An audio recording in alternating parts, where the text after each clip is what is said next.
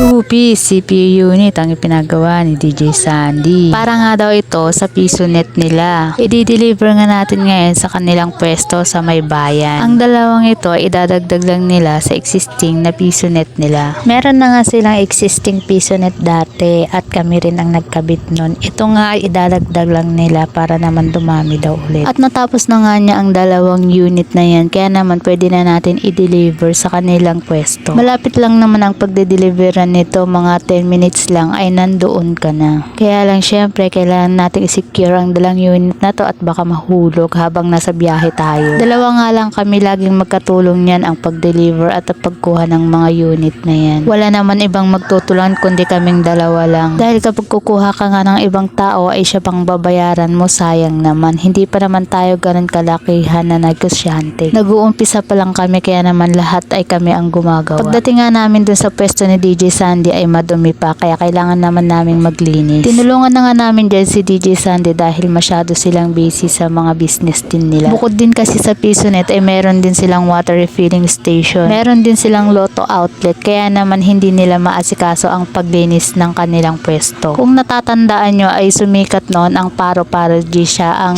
ang nag-compose at nag-remix nito. Naalala ko pa nga trending na trending ito noon sa TikTok. Tapos sinasayaw namin din ito. Simpleng tao nga lang si DJ Sandy. Mabait at approachable naman ito. Marami ngang naglalaro dito sa PisoNet nila kaya nga lang ay hindi nila naaasikaso. Maalikabok at marami nang sira ang kanilang unit. Sa ganitong business kasi ay hindi mo may iwasan ang pagkasira ng mga unit. Lalo na kung may mga batang pasaway na hindi mo nababantayan. Kaya dapat laging may bantay. Madalas ngang masira ang coin slot at ang headset sa ganitong business. Hindi kasi natin ito maiiwasan lalo na kung sutil ang mga player mo, kahit anong saway mo ay masisira at masisira pa din yan. Unang-unang papalitan mo lang din naman yan kasi ay ang headset kasi nga maraming gumagamit nito. Sa ganitong business kasi kahit hindi mo nabantayan, kung maayos lang ang mga player mo, maglagay ka lang ng CCTV ay okay na. Pero kung alam mo naman na sutil at pasaway ang mga player mo ay kailangan mo talagang bantayan para hindi naman masira agad ang mga unit mo. Matapos nga nilang malinisan ng area ay kakabit naman nila ang mga coin slot. Medyo nahirapan nga ang asawa ko sa coin slot na to dahil iba ang design. Dahil nga hindi siya ang builder ng coin slot na to. Matapos nga niyang maikabit lahat ng wire ay testing naman niya ito kung tama ba lahat ng pagkakakabit para gumana. At ito nga gumana naman lahat, kaya lang meron isang hindi gumana dahil basa. Hindi niya napansin kasi na nagmoist na ang isang CPU. Hindi malaman kung sa power supply nagmula ito. Kaya biglang nag-spark yung nasa dulo, kaya naman ay uulitin niya ito ulit. Habang nagsiset up nga kami ay marami ng mga batang nag-aantay para maglaro. At isa na nga dito sa mga nag-aabang ay si Tanggol na suki nila at suki din namin sa aming shop. Nakilala nga namin ang batang ito doon sa bayan na laging nanghingi sa amin ng barya. Akala nga namin noon ay ulila na siya na walang magulang. Pero meron pa pala siyang nanay na kasama niyang namamalimos sa bayan. Palagi nga ang batang yan sa bahay na nakikipaglaro sa mga anak ko. Kahit nga ganyan ang batang yan ay mabait at hindi madamot sa kapwa naman niya bata. Kaya kapag nasa bahay ay pinapakain namin siya. At tinesting na nga nila ang mga PisoNet kaya naman satisfied DJ Sandy ang ating client.